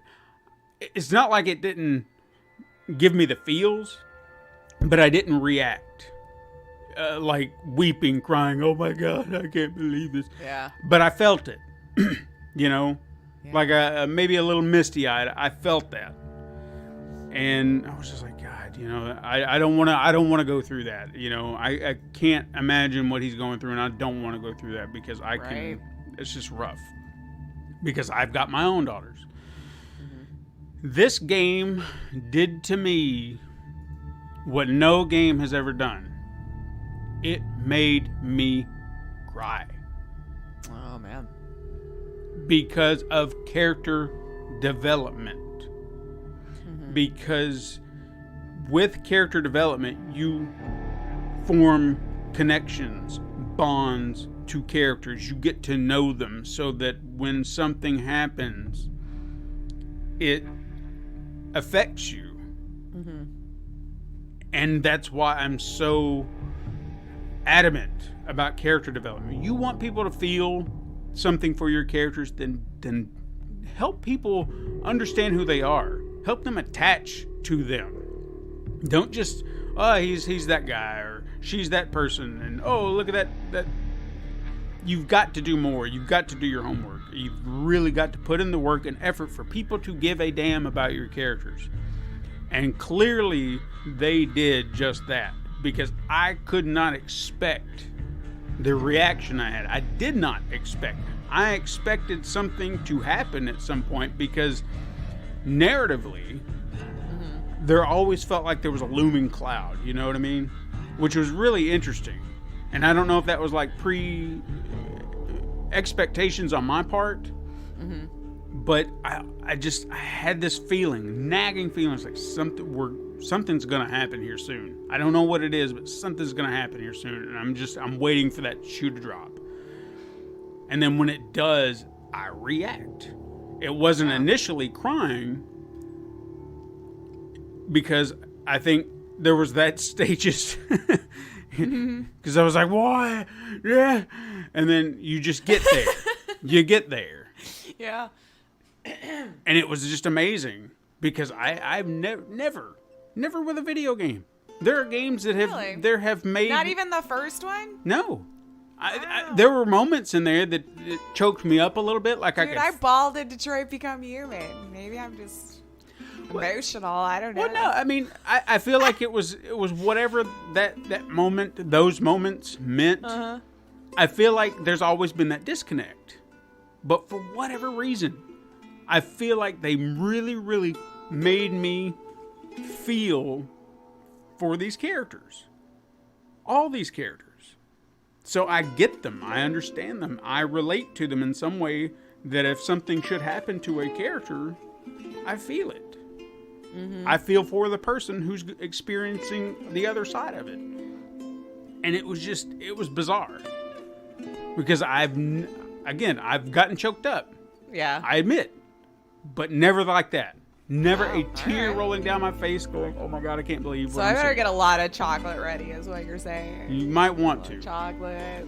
Yeah, okay. So I'll just leave it at that. But character development is great, and there's still a lot of character development. And that's where I even go into check out the side buildings and all these little side stories. If you've got optional dialogue, listen to it. You know, get to know your characters a little bit more because it makes everything so much better. When you see their little sweet moments with one another, when you hear the conversations and open up about something, it just adds to you getting to know that character better. So when the emotional things happen, you connect to them, and it makes it all the better as far as I'm concerned. I've kind of mentioned detail with the graphics and stuff like that. I'm going to kind of cover back over it real quick just to kind of, because I made a few details. I guess if there was as I said, there were like these minute little details that they've kind of put into everything if you pay attention to certain things. And I don't know why it didn't occur to me initially, but there was, you go into people's houses, you see, the TVs and stuff like that. I actually came across a PS3, which I was sitting there thinking, I was like, why wouldn't they have a PS3? Didn't they also have like a Vita in there too? I think so, in one of the other ones. I haven't found a Vita here. Yeah. But in my head, I was just like, why didn't they have a PS4? And then I thought, no, wait a minute. There were PS3s, I think, in the first one, and then the outbreak happened, so they wouldn't have gone beyond the PS3. I was going to say, I think the first one, came out on that one. Yeah, so I thought, well, that makes sense. And then there was even a Jack and Daxter and an Uncharted 2 game case sitting next to it, so I was like, that's pretty cool. That said, I did go into a auto shop and found 2 identical cork boards with the same notes on it. So they, I think, reused a few assets here and there when they think you weren't going to be paying attention. Sure, yeah. And I was actually looking for a safe code, and that's why I looked at the same board, and I was like, wait a minute, what the hell is this? This one was in the office just now. Wait a minute. So if that's a little detail that would irk you, go bomb that Metacritic score and tell them, damn you and your reusable assets on the cork board. I could care less, because I'm really not paying attention to it that deep. It just happened to be that one thing that I just happened to notice. And I was like, okay, whatever. But anyway, gameplay. Let's talk about gameplay. Yeah. So the game does play very similar to the first game, but as I was kind of mentioning earlier, swimming, there are new mechanics to the game. Jumping primarily being one that you'd think, should be a no-brainer, and there might have been a reason they didn't put it in the other one, but it's here, and it just feels natural. But I also think that works to differentiate who Ellie is. She's a lot more athletic. She's not, I don't want to say she's not strong. She's where Joel would be the slower, stronger type character of a video game. She's Ellie's more like she's the agile, quick, nimble character of a video game. So look at it like from that perspective. Sometimes when you have different characters in video games, they all have different play styles. She is that character. She's the nimble, agile, quick character. That's who she is. So they adjusted that according to her to make that work. And it does. It works beautifully because everything she can do, combat. Oh my God, combat. This is where good controls come into play, because if you didn't have good controls, combat would be garbage. Combat can be difficult. Combat can be chaotic. But you can also work it to your advantage if you know how. There have been numerous situations in my playthroughs where I have gotten the upper hand on a situation just simply through stealth, because I knew how to. I could work out the mechanics of everything around me, the buildings, the characters, where all the enemies were, and make my way through, and no one would be the wiser. They would never see me, and I came out like a boss. And then there are other times where I make one fatal mistake and everyone is raining down on me. And that was the situation I had last night. It was just one of those situations where I was like, there are too many people. I don't know what's going on. I didn't think I was going to make it out alive because I got pinned down in a basement. And I didn't know what to do. So I was just like, I'm going to have to fight my way out. I'm going to have to do what I can and hope for the best. But I got out of it, barely, skin of my teeth, because as long as you've got your medical kit, you got things to kind of craft, because that's, again, same thing. I didn't really want to touch on that. It's very, very similar to the last game. I can't think of too many things that they've added that would make it wholly unique. You've got your bombs, you got your medical kits, you can strap up a bat or something like that and kind of make it a little bit more dangerous, which I honestly say the melee weapons, that's my go-to. I probably shouldn't do that. It probably gets me in more trouble than it's worth. But if somebody's bearing down on me and shooting me and I've got them dead to rights, I'll bum rush them with a bat. And that's just me. I don't know why. Hey, if it works. Yeah, I feel like I've got more chance of taking them down versus popping off a few shots because, again, when it gets chaotic, you're trying to aim and there's not really an auto assist feature that I'm aware of. At least I haven't seen one. Unless you're throwing a brick, and sometimes you don't have a brick. Right. So aiming and shooting when people are shooting back at you, it's chaos, and I don't want to waste my bullets. So I'm trying to do what I can, and if I'm gonna lose my bullets, then I might as well just bum rush them and hope for the best. Sure. Yeah. But yeah, the again with the combat, they've added a few elements to it that kind of help expand on it to where you can really be stealthy. You can try to really think about what you're doing. Tall grass. I don't remember this in the other game. Yeah. I know there was probably a crouch feature in the original game, but I don't remember there being like they have a different word for it, and for some reason it's slipping my mind right now. You're essentially just laying down on the ground and scuttling. You know, I don't remember that being a feature in the other game, but it works here because, again, she's nimble, she's quick, she's small, so she can crawl through certain spaces and whatnot. That also works to your advantage in combat, because if you can find tall grass, just lay down in the grass, crawl yourself through, crawl up behind somebody, and then get them. It's really, really effective. Yeah. Once I learned that, because you can crouch in tall grass, but if they get too close, they're going to spot you. But if you lay down, you're out of sight unless they are like literally right on top of you. So you can just slink your way around. So they've given you a lot of avenues to explore when it comes to combat. You can be stealthy, you can be sneaky, or you can just go guns a-blazing. It's whatever you want to do. But I would recommend always try to be sneaky and stealthy and then go guns a-blazing when shit hits the fan and you have no other option. Yeah, like, Hail Mary, let's go. Because you have the clickers, who are always an issue, but they're how you approach them versus how you approach enemies are completely different. You have one that involves sight, the soldiers are looking for you, and then the clickers, sound. So you have to approach them differently. Plus, in this game, they've introduced dogs. I don't like dogs. I hate dogs. They get your scent. They will track you down, and I can't necessarily bum rush them like you can a person. Yeah.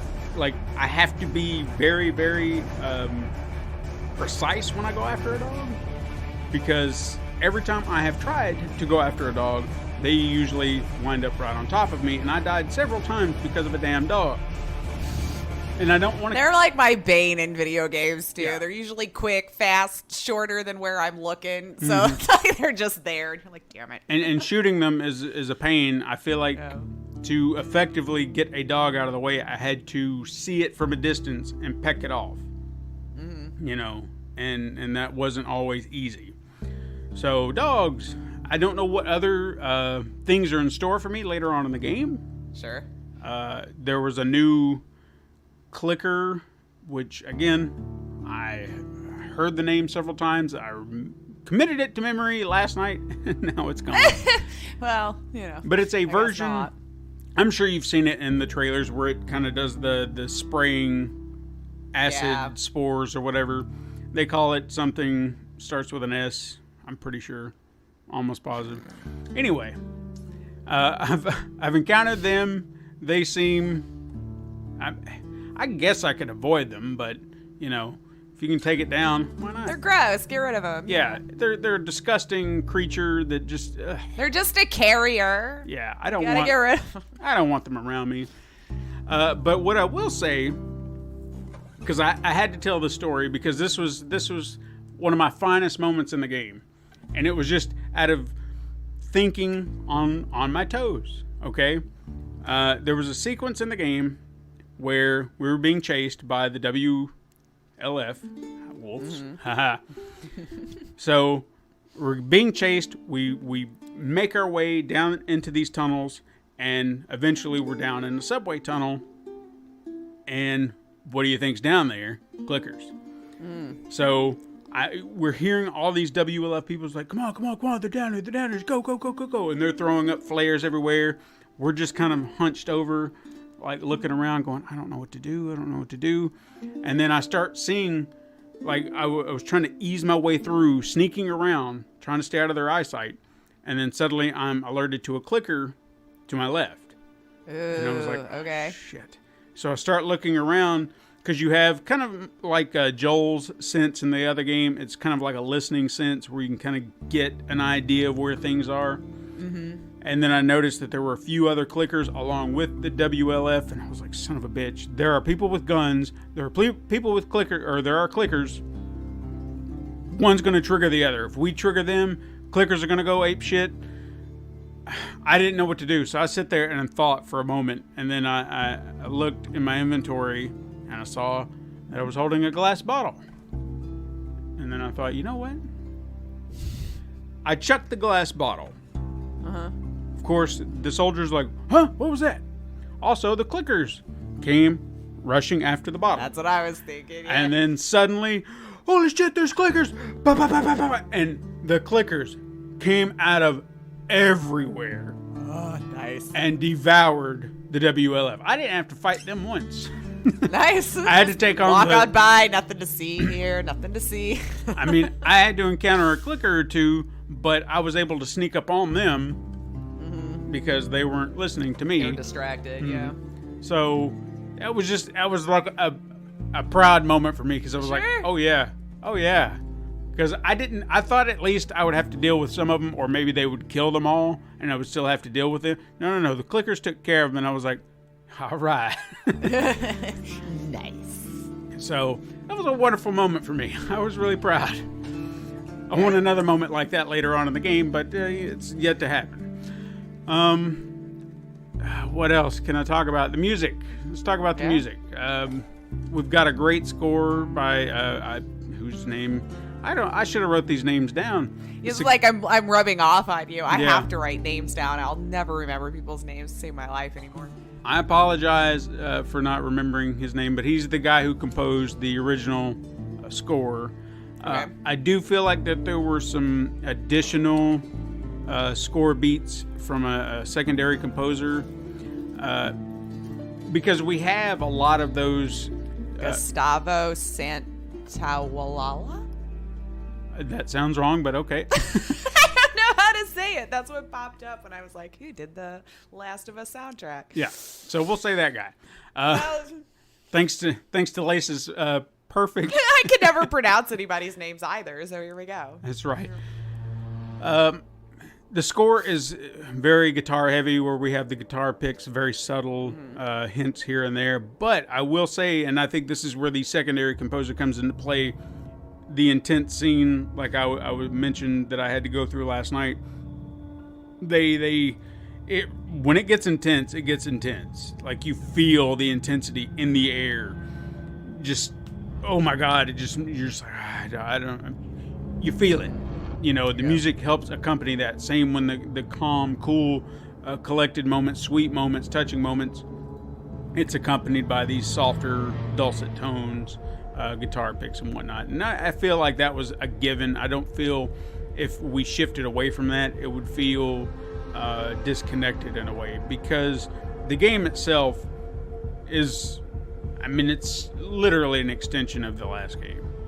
I know graphically and everything like that, it's so much more than that, but it really is an extension of that. And I'll touch on that in a second. I don't want to get too deep into that, because we'll touch on that as an overall. But music's fantastic. I really can't explain too much more than that. Just saying that it is fantastic. Fits the mood. Performances. What can I say?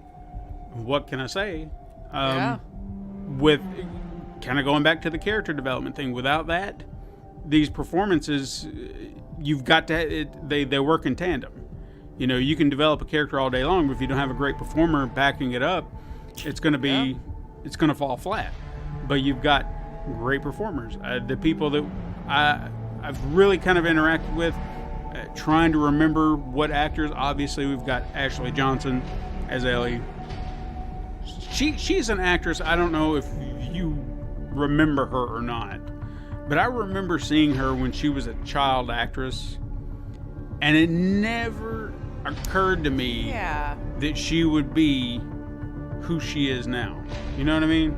Yeah. Like, that her, not to say that she was a bad actress or anything like that.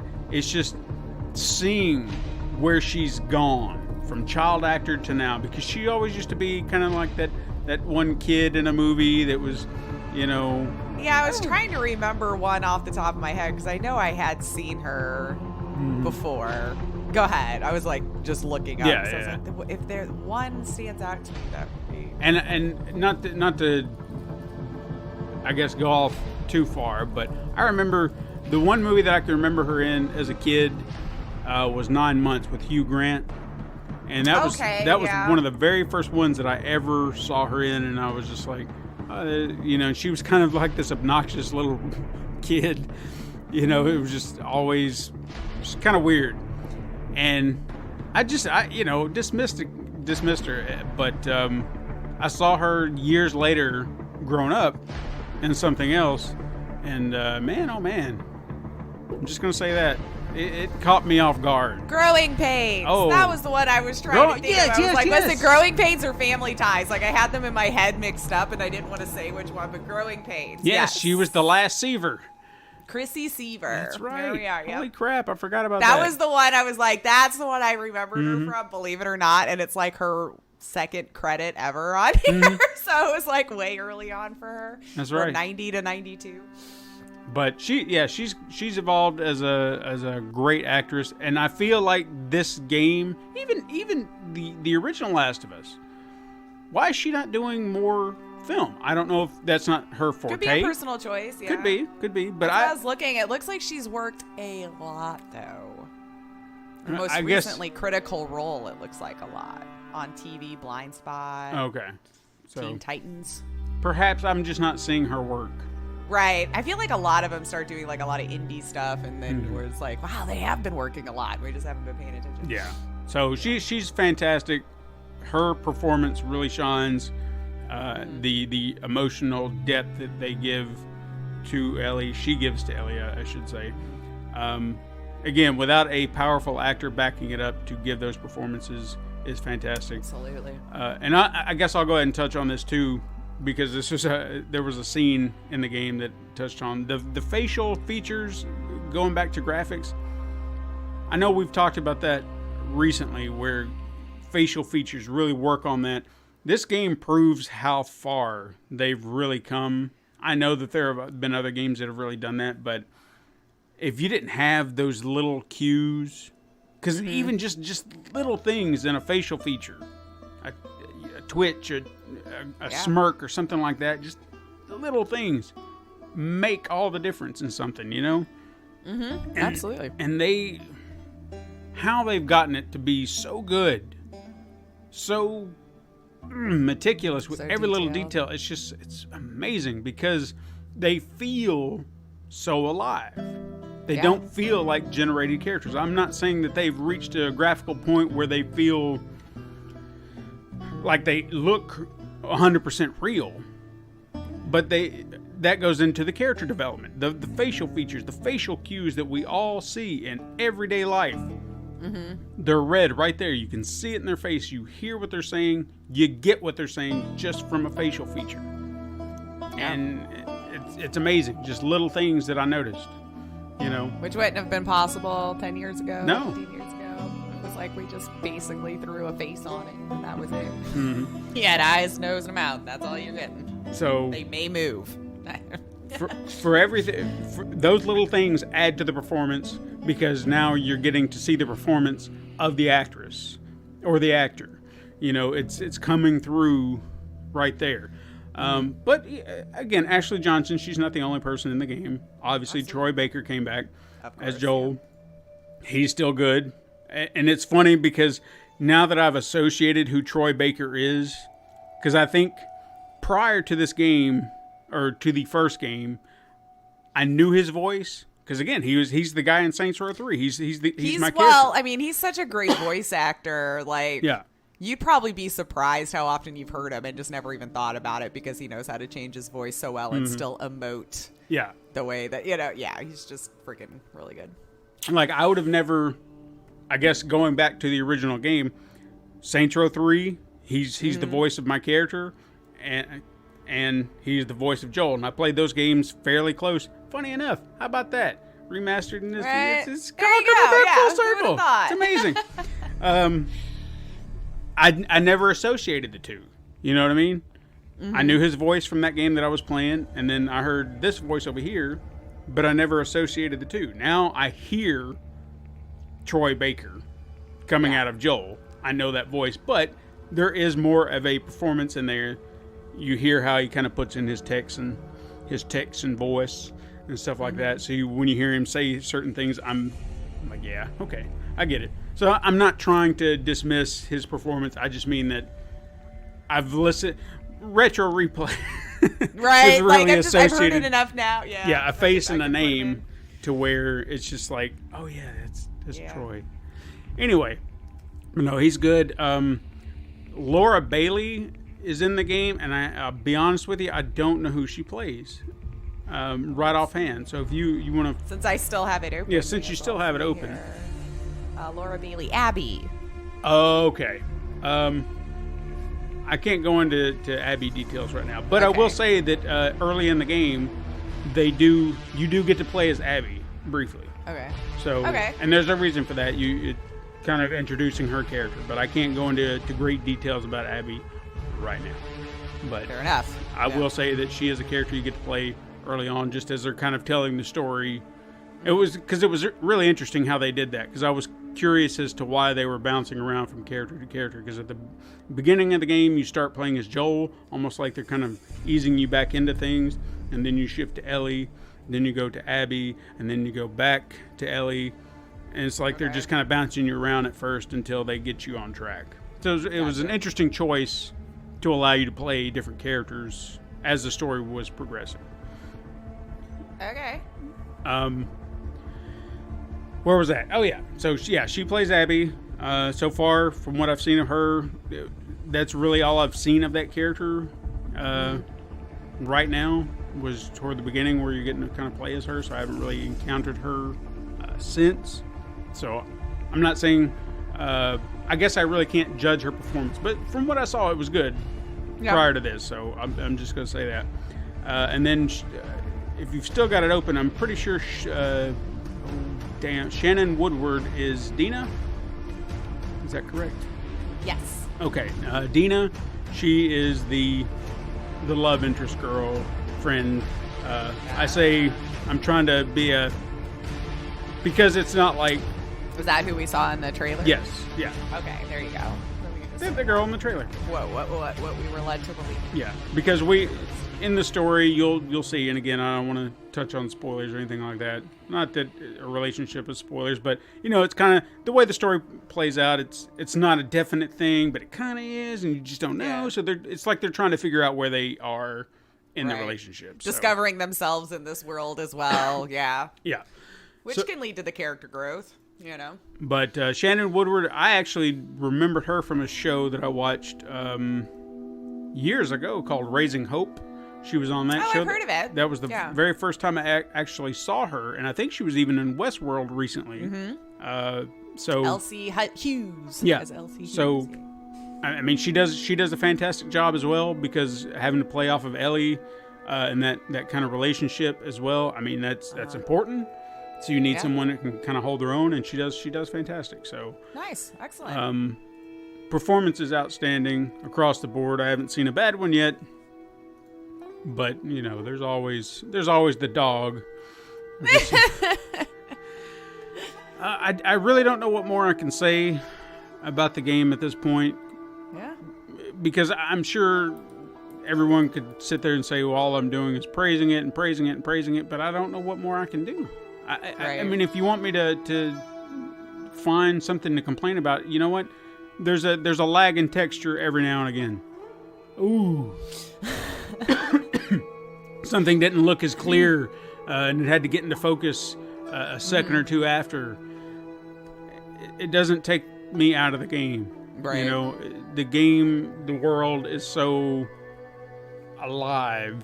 It's so fun to explore.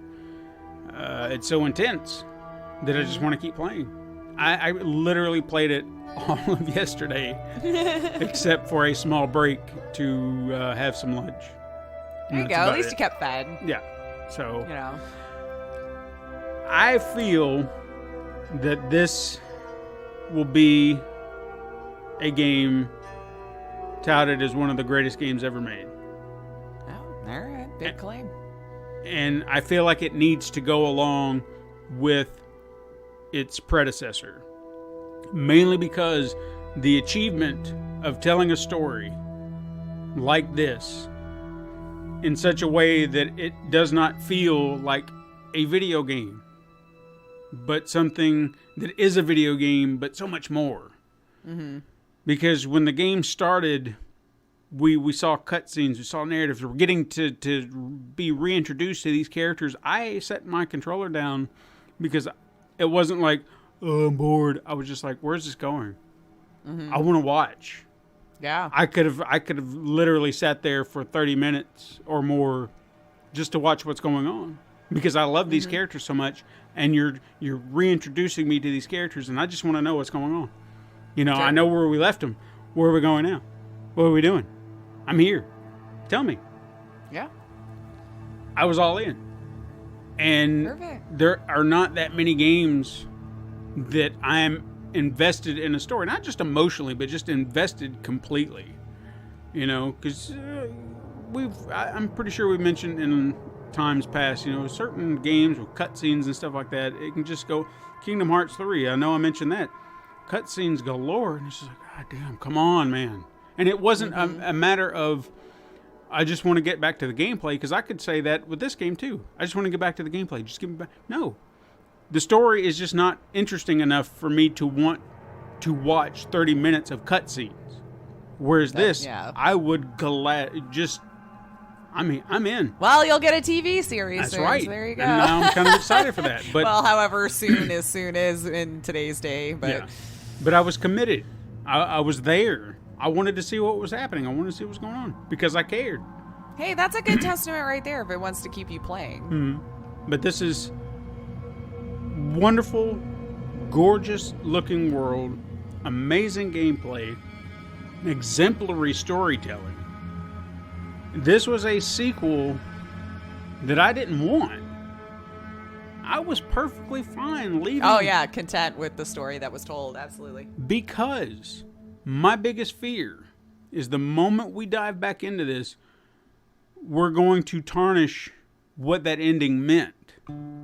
Yeah. You know, that you're going to over-explain something, or you're going to create a reason, and then it's going to ruin that moment.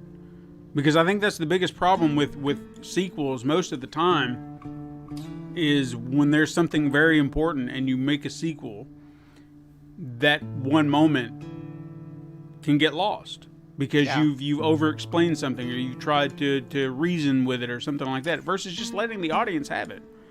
And just letting us make up our own minds. Mm-hmm. And then just take to Reddit and debate it for years. Mm-hmm. Because that was the biggest question. Did Ellie buy it?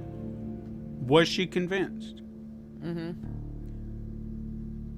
I have an answer, but I'm not going to say it. And I don't even feel like I have a full answer either. You know what I mean? Mm-hmm. Because I've had a scene within the game that I feel like confirms a little something, but it was also never fully explored either, because I still feel like there's something missing within this story. And I'm hoping that whatever it is, when I get there, I don't feel like that the ending of the first is tarnished in any way because of what I'm given. I want it to feel like a natural progression of what's going on in the story. So, all I can say is this is a game not to be missed. Whoever is reviewing review bombing the game for whatever reason. You want to piss on it. You want to complain. I don't understand. I don't really care. Yeah. Because you're not going to ruin this experience for me. And I cannot wait to see where this story goes. I cannot wait to see how this story ends.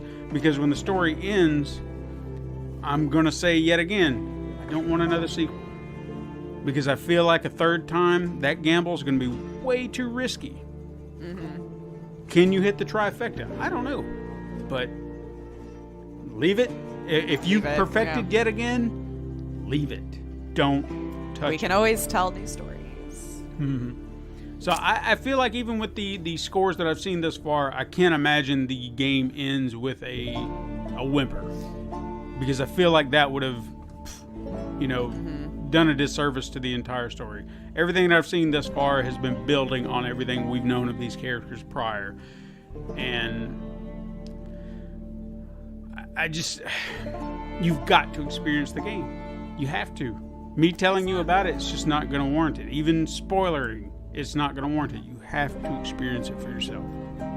So go experience it right now. Perfect.